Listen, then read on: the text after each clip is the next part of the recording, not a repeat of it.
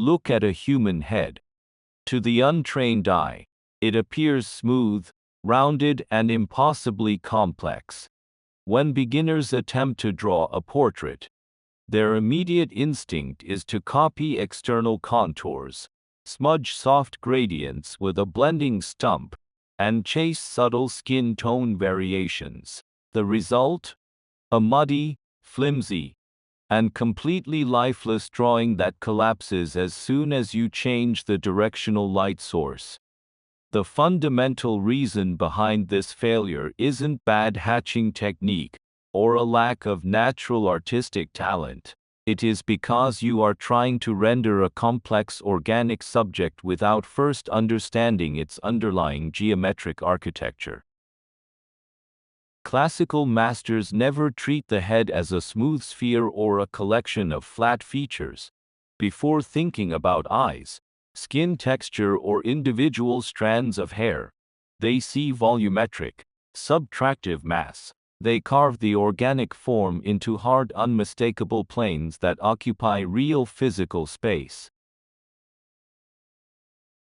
Every complex structure in nature is governed by light and orientation. If you cannot identify the exact boundary line where a front plane turns into a side plane, your shading becomes pure guesswork. Smooth shading obscures structural weakness, hiding your mistakes under vague gradients. But hard planar construction forces you to confront reality with absolute precision. When you look at a marble bust or a weathered face, stop looking at the contours of the cheek or the curve of the jaw. Look for the structural turns. Notice how the light breaks sharply along the temple, how the underside of the brow forms a distinct shadow box, and how the front face of the nose stands out from the cheeks. To break free from flat, amateur portraits, you must stop drawing soft curves and return to the box. When you break the skull down into distinct front, side, top, and bottom planes, every single feature falls into perfect, undeniable perspective. Let us destroy the illusion of smooth shading once and for all, and rebuild the human portrait from its true structural foundation, the planar head. To construct a planar head in three-dimensional space, you must think like a stone sculptor carving from a rigid block. We begin with the master bounding box. Once this global perspective box is tilted, rotated, and firmly locked to your established vanishing points, we can begin cutting away primary architectural landmarks. The first critical anchor of the face is the keystone, the wedge-shaped block situated between the eyebrows. This small plane establishes the central vertical axis and dictates the spatial tilt of the entire face.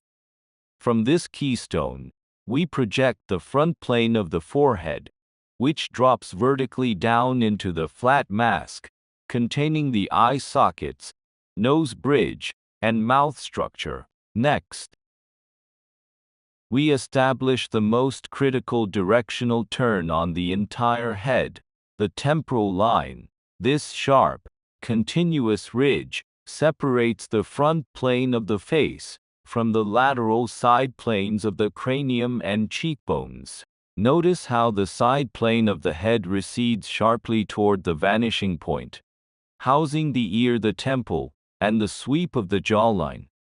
When you tilt the head up or down in dramatic, extreme foreshortening, never guess the placement or angle of individual features. The brow line, the base of the nose, and the lip line are not independent curves.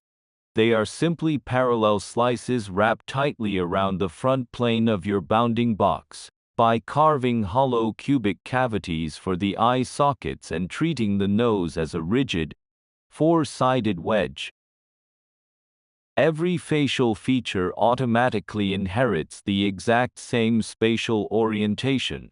Want to rotate the head in space? Simply rotate the bounding box, re-establish your vanishing points, and project your key planes along the new perspective grid. Master these primary plane changes, and your portrait drawing will retain total structural integrity from any dramatic angle purely from imagination. Once you have established the planar architecture of the head, shading completely ceases to be decorative. It becomes structural. In constructed pen and ink drawing, every single stroke of cross-hatching must explain the physical direction and orientation of a plane. Imagine a single strong light source placed above the head. With planar logic, lighting becomes absolute binary mathematics. Planes facing directly toward the light source remain bright, holding clean paper tone.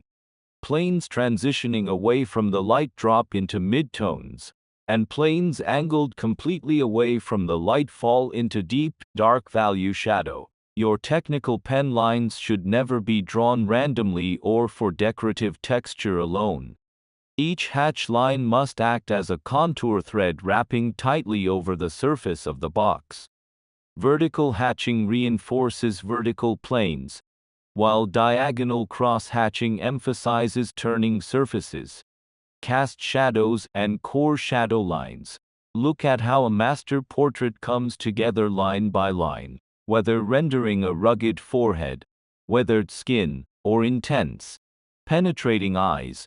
Every individual ink line reinforces the underlying three-dimensional box logic.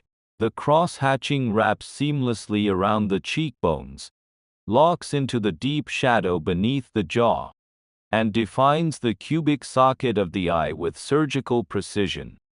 When you master the logic of the planar head, you no longer depend blindly on photo references. You gain the ultimate creative power to construct, shade, and illuminate any character from pure imagination with absolute three-dimensional authority.